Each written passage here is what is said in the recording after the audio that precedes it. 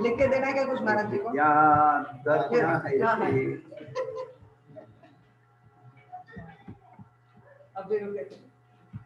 हाँ बैठना बैठो। ये रत्नकरण श्राप का चार शमंतभद्राचार्य की कृति है। तो शमंतभद्राचार्य ने श्रावकों के लिए ही लिखा है। सबसे बड़ी बात कि आपका सिलेबस क्या है, पहले आप अपने सिलेबस में आइए।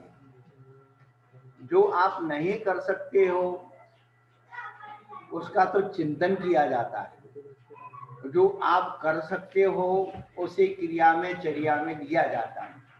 तो हम लोगों ने क्या किया, जो कर सकते हैं वो करना छोड़ दिया, जो नहीं कर सकते हैं उसका चिंतन कर रहे। इसलिए हम लोग भटक रहे। अपने भटकने का कारण एक ही है, स्थिरता क्यों नहीं आती है कि हमने अपना सिलेबस आउट ऑफ कोर्स कर दिया है।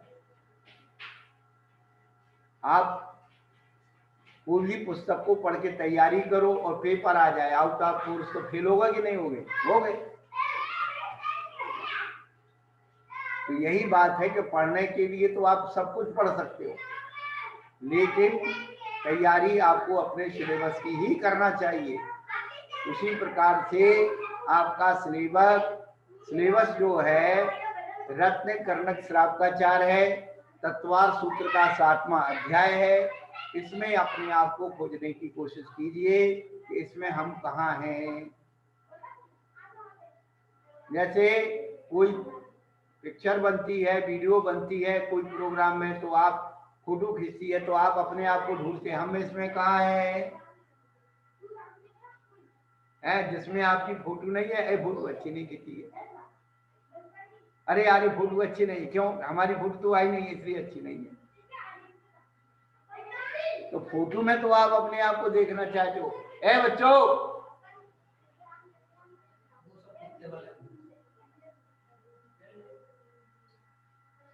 बच्चों, बच्चे इधर।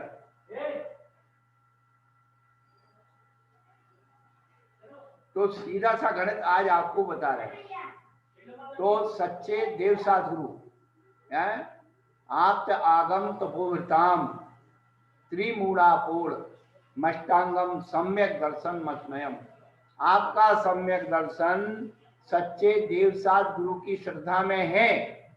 यदि आपने सच्चे देवसाद गुरु को अपने अंदर अंगीकार कर लिया तो तत्व द्रव्य पदार्थ सभी आपके अंदर सिद्ध हो जाएंगे। और आपने देवसाद गुरु को निकाल करके बाहर कर दिया तो तत्व द्रव्य पदार्थ की सिद्धि आपके होने वाली 3 काल में नहीं है। ध्यान रखना। आपको मेहनत किसकी करनी है?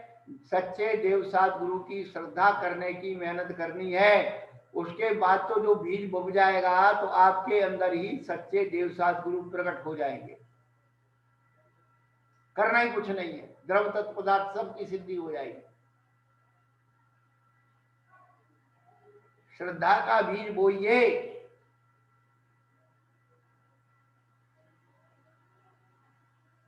तो सच्चे देव का स्वरूप बताया, 18 दोष से रहते हैं, सर्वज्ञ गीतरागी तो उपदेशी है। सच्चे शास्त्र का स्वरूप बताया कि आपके द्वारा कहा हुआ आप तो पग मनोल्लंघ, कोई दूसरा उसका क्या नहीं कर सके, उल्लंघन नहीं कर सके, उसे नाक नहीं सके, कोई काट नहीं सके। मत दृष्टि विरोधकम, और दूसरों के मत को खंडन करने वालों, कपट घटनम, मिथ्या मार्ग को निरसन करने वाला हो। शास्त्रम का पथ घटनम, ऐसे शास्त्र का स्वरूप बताया है। अब हमारी मिथ्या मान्यताओं की पुष्टि जिससे हो रही है, विषय कथाओं की पुष्टि हो रही है, वो शास्त्र कहां से हो सकता है? अब अपन गुरु के स्वरूप पर चलते हैं। श्रावकाचार के अनुसार गुरु कौन है? 10वें नंबर की कारिका, विषयाशा वशातीतो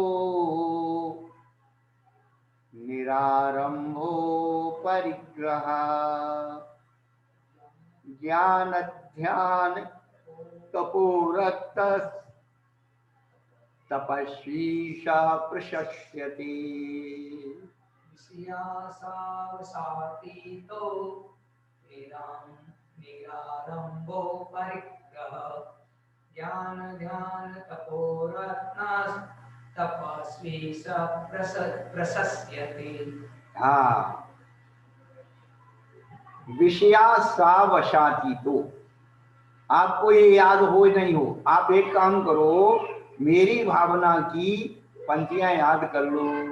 विषयों की आशा नहीं जिनके साम्य भाव धन रखते हैं, निज पर के हित साधन में जो निष्दिन तत्पर रहते हैं, स्वार्थ त्याग की कठिन तपस्या बिना खेद जो करते हैं, ऐसे ज्ञानी साधु जगत के दुख समूह को हरते हैं। इस कारिका में कोई मूल गुणों की चर्चा नहीं की, कोई भावलिंगी की चर्चा नहीं की, कोई नंगेपने की चर्चा नहीं की।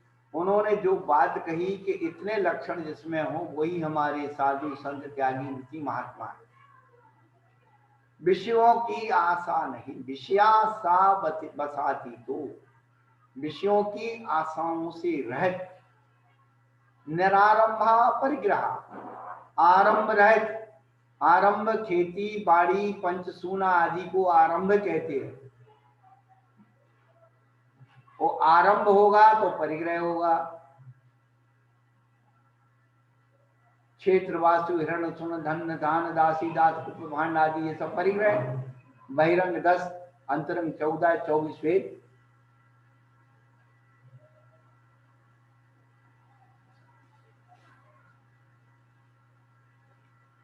तो विषयों की आशा नहीं हो, निरारंभी और अपरिग्रही हो। ऐसे संसार में बहुत सारे लोग मिल जाएंगे, दीन दरिद्री लोग, आलसी लोग। क्या आलसी लोगों को कुछ नहीं चाहिए, पड़े रहेंगे खाते रहेंगे, बस एक 2 टाइम की दे दो खा लेंगे, वह मस्त रहेंगे, ना कोई आराम करेंगे ना कोई रखेंगे।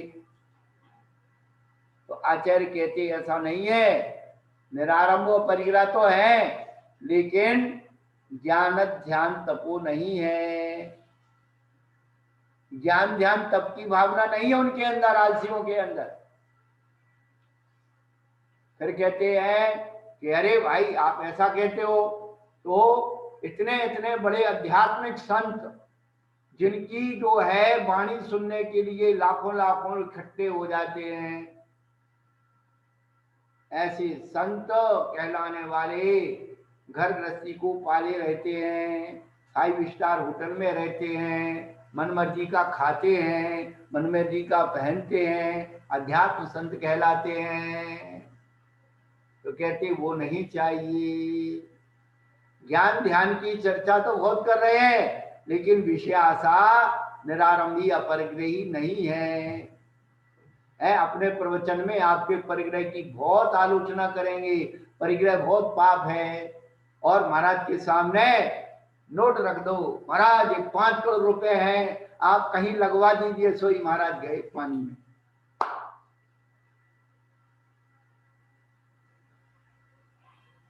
अरे भाई तेरा काम है, तू तो महाराज की चर्या देख, महाराज की साधना देख, महाराज को उपकरण दान दे, ज्ञान ध्यान सबकी सामग्री दे। ये परिग्रह पकड़ा दिया है। महाराज आप यहाँ रुक जाइए, आपके लिए एक आश्रम बना देते हैं, आराम से रहना, और 2-4 नौकर चाकर लगा दिए, बस हो गए, महाराज भक्त बन गए, महाराज के बहुत बड़े भक्त। अरे भाई ऐसे भक्त नहीं है, तो साधु को डुबाने के काम है। अपने हाथ से चर्या कराओ, बीवी बच्चों को रखो, तब वो चर्या होती है। 2-4 नौकर लगा दिए पैसेदारी से और कहा वाह हमने तो बहुत बढ़िया काम कर दिया। ये सब साधु को डुबाने का काम है।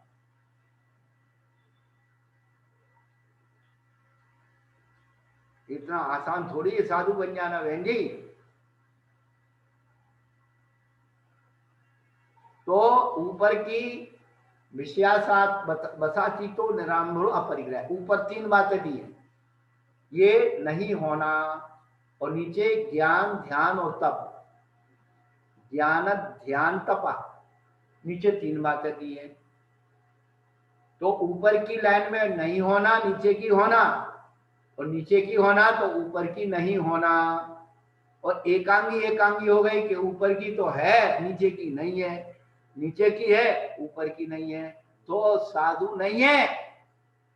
विधि और निषेध दोनों स्वरूप से आचार्यों ने समझाया है।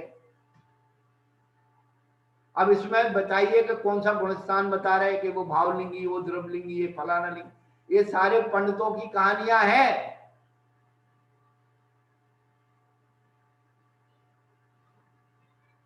परमेश्वरी कभी परिग्रह नहीं होते हैं, पूज्य कभी परिग्रह नहीं होते हैं, ध्यान रखना।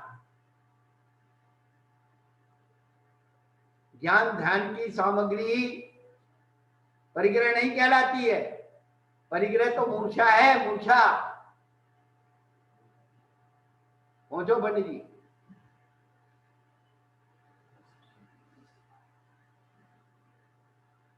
दिन छोटा होने लगा है।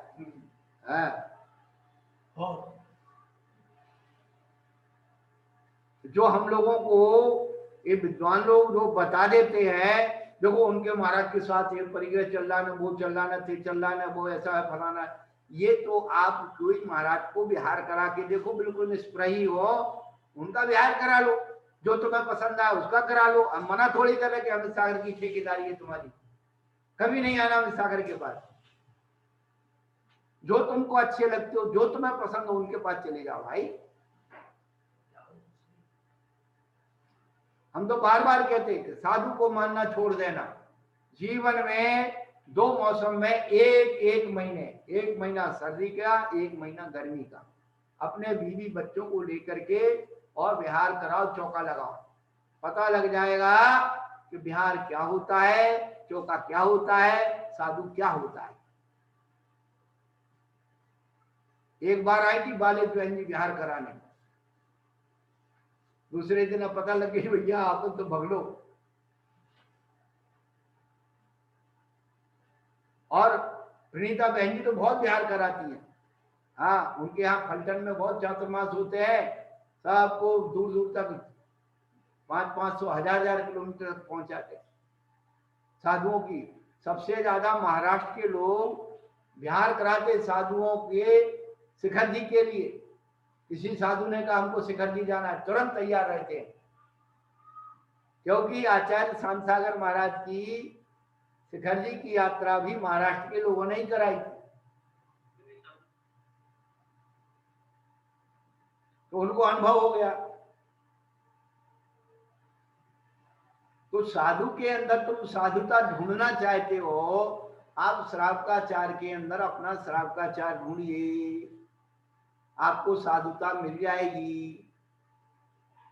बिना श्रावकाचार के साधुता ढूंढने में आप जो है अनधिकृत हैं। क्या आपको कोई अधिकार नहीं है। आप श्रावकाचार में का वो करिए, फिर आप साधु को ढूंढिए, आपको अधिकृत हो जाएंगे।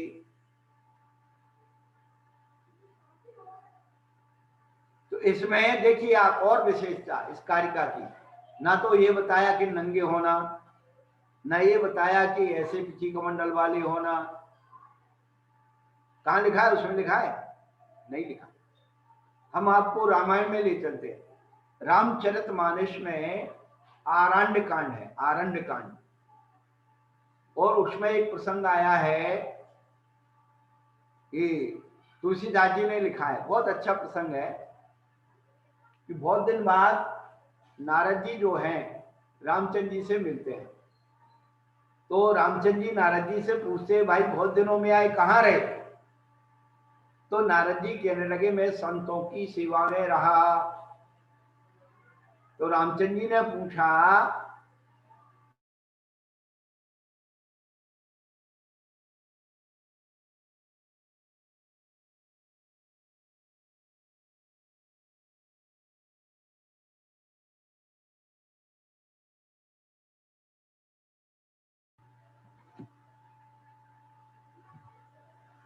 रामायण में, रामचरितमानस में, आरण्य कांड में ये प्रसंग आया है। हमने ये लगभग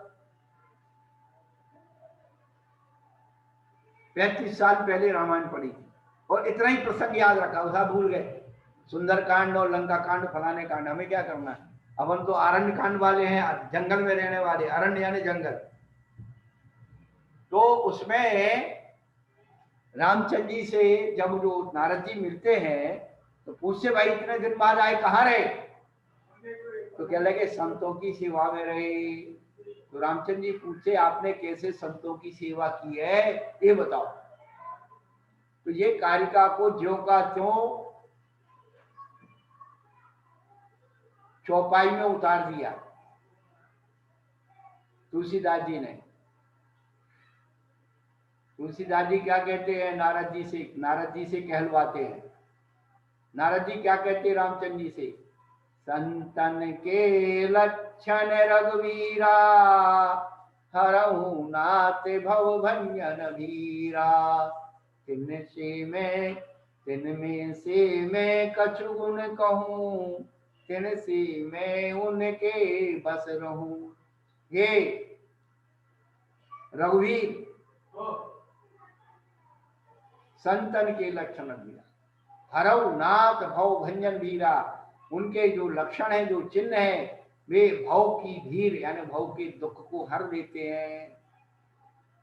उनमें से मैं कुछ गुण कहूं, कुछ गुणों को बता रहा हूं, जिन गुणों की विशेषता के कारण मैं उनके बस में रहता हूं, वो मुझे बहुत अच्छे लगते हैं। रामचंद्र जी ने कहा, बताओ भाई कौन से कैसे लक्षण है, हम भी तो समझे। तब बहुत अच्छी बात कहते हैं। तब नारद जी बहुत अच्छी बात कहते हैं। षड विकार जित अनघ अकामा, अचल अकिंचन सुचि सुके धामा। अमित बोध अनीह मित भोगी, सत्य सार कवि कोविद योगी। हे रवि, हमने ऐसे संतों की सेवा की है जो षड विकार जित। षड विकार का है 5 इंद्रिय और 1 मन को जीतने वाले। ये हो गया विषयासा वसाती का षड विकार जित। अनघ यानी पाप रहित जिनकी चर्या है, ये हो गए नरारंभी। अकामा कोई जिनकी इच्छा नहीं है, वो क्या हो गए? अपरिग्रह। तीनों लक्षण आ गए। षड विकार जित, अनघ अकामा, और आगे चले अचल अकिंचन सुचि सुख धाम। अचल का मतलब एक जगह मठ बनाने का नहीं है। अचल का मतलब है उपसर्ग और परिसों से घबराते नहीं है, चलायमान नहीं होते हैं। अचल अकिंचन निष्प्रह जो है उसमें भी स्पर्धा नहीं है। अचल अकिंचन सुचि निर्लोभी, या ख्याति लाभ पूजा। लोभ अकेला लोभ वस्तु का ही नहीं है, ख्याति लाभ पूजा का भी लोभ होता है।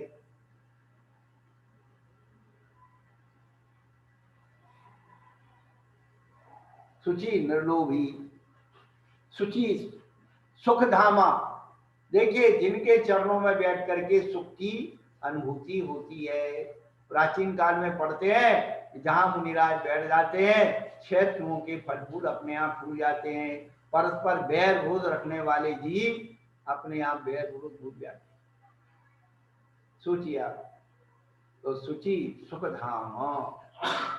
अमित बोध, जिनके ज्ञान को किसी सीमा परिभाषा में नहीं माप सकते हैं, अमित बोध होता है उनका। सब तरह का ज्ञान जिनके होता है। कबीर होते हैं प्रकृति के चित्रण को जानने वाले, प्रकृति के स्वरूप को जानने वाले कवि होते हैं। कहानी लिखना कठिन है, कविता बनाना सरल है। कवि कोविद लेखक होते हैं। अमित बोध अनियत भोगी, हाँ ये अनियत भोगी, थोड़ा खाने वाले, एक बार खाए योगी, 2 बार खाए भोगी और बार बार खाए रोगी। सत्य के सार को समझने वाले, या बड़े बड़े ग्रंथों के रहस्य को थोड़े में समझा देते। सत्य सार, पूरी रामायण का सार सब कुछ ले लो, महाभारत का सार सुई के नोके बराबर नहीं देंगे, गीता का सार निष्काम कर्म, बाइबल का सार लव इज गॉड, भाई और कुरान शरीफ का सार रहम करो। बस इतनी सी बात समझानी है, एक राम एक रावन्ना, वे छत्री वे बामन्ना, उनने उनकी सियारी, उनने उनकी लंका जरी, बात को बनवा वातन्ना, तुलसी लिख दे पोथन्ना। रामायण तो इतनी सी थी।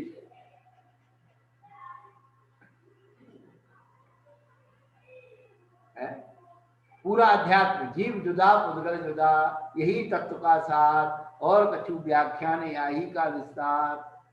कितना ही पढ़ लो, जीव जुदा है और पुद्गल जुदा है, ये तत्व का सार है, और इसी को समझाने के लिए इसका विस्तार है। इसको समझ लो, बाकी का पढ़ने की जरूरत ही नहीं है।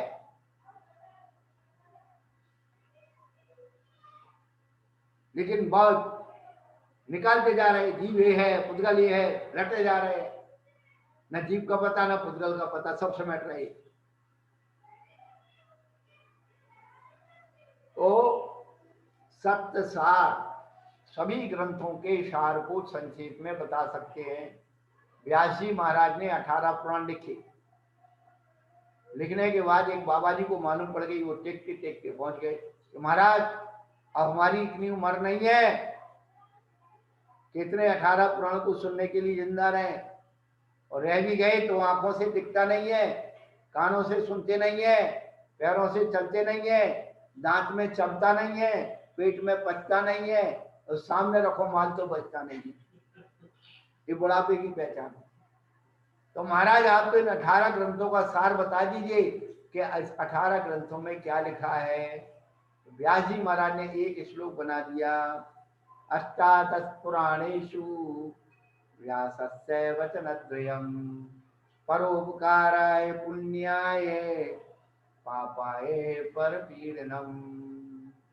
18 ग्रंथों का सार निकाल के रख, चाहे आगम हो, चाहे अध्यात्म हो, चाहे सिद्धांत हो, बड़े बड़े ग्रंथों के रहस्य को संक्षेप में बतला देते हैं। सत्य सार, कवि प्राकृतिक नियम का पालन करने वाले कोविद लेखक, ऐसे योगी संत महात्मा हुआ करते हैं, और इसी की बात को हमारे समुद्रभद्र आचार्य बोल रहे हैं। अब इसमें जैसे न बोलो ये सब सावनम, लोग के सब साधुओं को नमस्कार हो, तो इसमें तो ये नहीं लिखा कि जैन साधु हो, लिखा है क्या? अरे भाई, जो साधु है उसको नमस्कार हो, और साधु वही होगा जो विषयासावसातीत होगा, निरारंभी होगा, अपरिग्रही होगा, ज्ञानदान तत्व में लीन हो, वही साधु होगा।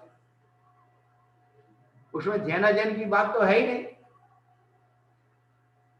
इतनी साधना करने वाला कोई बिरली जीवात्मा होगी, हर व्यक्ति के बस की नहीं है एक दिगंबर मुद्रा, तीर्थंकर मुद्रा को धारण करना।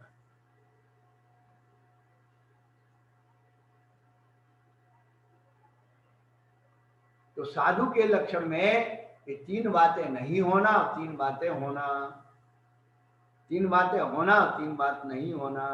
इसलिए अभव्य मिथ्या दृष्टि भी क्या करता है, 28 मूल गुणों का नृति 4 पालन करता है, और 9वें ग्रीवक, अंतिम 9वें ग्रीवक तक पहुंच जाता है। द्रव्य चारित्र का इतना प्रभाव, भाव चारित्र का कितना प्रभाव, लेकिन अभव्य होते हुए भी लोग उसको आहार देते हैं, उसकी पूजा करते। तो यहाँ पर जो मुख्यता किसकी है, जहाँ चारित्र की मुक्ता है वो चारित्र है, जहाँ सम्यक दर्शन की मुक्ता सम्यक है, जहाँ ज्ञान की मुक्ता हो ज्ञान, जिसकी मुक्ता होगी उसके गीत गाए जाएंगे। अब दिक्कत ये होती है कि मुख्यता किसी की है और गीत किसी के गाए जा रहे हैं, इसलिए बैर हो गया है। देखिए आप, अंजना को पवनजन ने क्यों छोड़ दिया, जबकि अंजना का कोई दोष नहीं था। उसकी सहेलियां दूसरे राजकुमारों की प्रशंसा कर रही थी, अंजना चुपचाप बेमन से उसे सुन रही थी, उसने प्रतिकार नहीं किया। तो पवनजन जय के मन को बड़ी ठेस लगी कि जो है अंजना मुझे नहीं चाहती है, इसलिए एक बार भाग गए। फिर उनका मित्र लौटा के लाया, फिर उन्होंने प्रतिज्ञा इससे शादी करूंगा लेकिन इसको तड़फा दूंगा, नहीं मिलूंगा इससे। पर अंजना का धैर्य सबसे ज्यादा उस कथा में महत्वपूर्ण है। महिलाओं में यदि धैर्य आ जाए, सहिष्णुता आ जाए तो यही स्वर्ग है। पर वे बात में तलाक दे देना, वे बात में लड़ झगड़ा करना, सारी दुनिया परेशान है आप लोगों से। क्या है, जितने केस आते हैं सब ये आप लोगों को किया।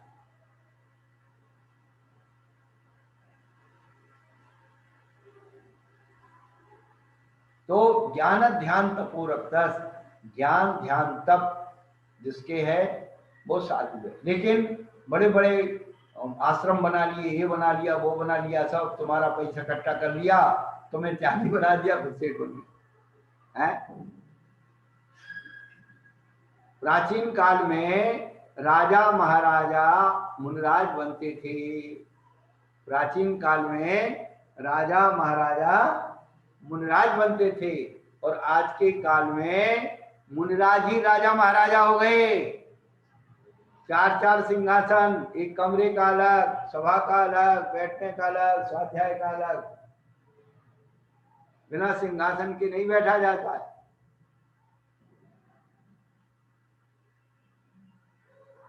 राजा का तो राज्यसभा में एक ही रहता था, हमारे चार चार हो जाते, उसके बगैर बैठते नहीं। अजीब सिंहासन नहीं लगा, देखते पूछते जाओ देखो उधर लग गया कि नहीं लग गया। अरे भाई, साधु तो साधु होता है, क्या सिंहासन और क्या सीधी।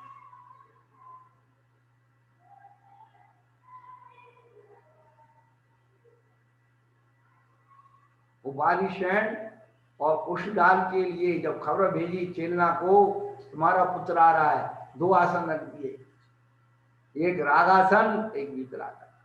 तो बारिशैन तो जाकर के और वीतरागासन पर, पुष्पदान तो बढ़िया वाले आसन पे, मतलब कितनी बढ़िया। हमारे परिणामों की देखिए वीतरागता की, बड़ा मुश्किल हो रहा है हम लोगों के लिए। वीतरागी संत पित्तरागी हो गए, मुनि भक्त श्रावक अब मणि भक्त हो गए। और आज की बात आपको 10 साल 20 साल बाद आपको समझ में आएगी कि कोई महाराज इस बात को कह के गए थे, वो हम साक्षात देखे।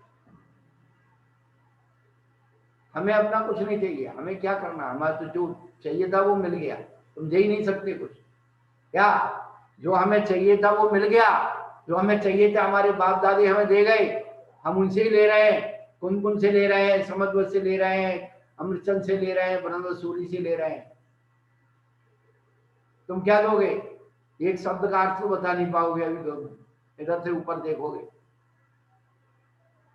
है क्या तुम्हारे पास विषय कथाओं की चर्चा के अलावा क्या है, बताइए आप।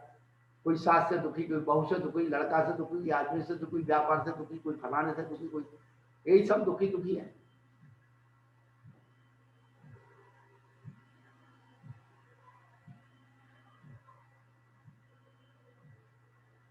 तो कहने का अभिप्राय है कि साधु की जो परिभाषा समन बद्राचार्य ने बताई है, उसके अंदर अपने आप को देखें और अपने श्रावकाचार को चिंतन करें।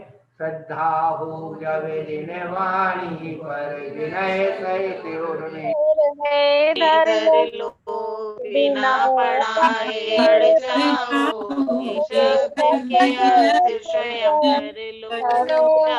शब्दकोश की नहीं जरूरत, नहीं कोई भी शर्त अहो, शब्द स्वयं बतला देते हैं अपने गहरे अर्थों को।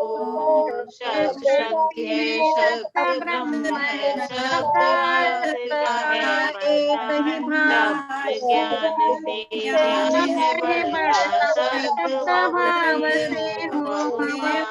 शब्द में अंतर निहित भाव का एक ही भाव, होने से मीठा लगता है संसार। जय बोलो द्वादश स्वामी में जिनवानी माता की जय। परम पूज्य मुनि श्री अमित सागर जी महाराज की जय। नमोस्तु महाराज, नमोस्तु महाराज जी, नमोस्तु नमोस्तु।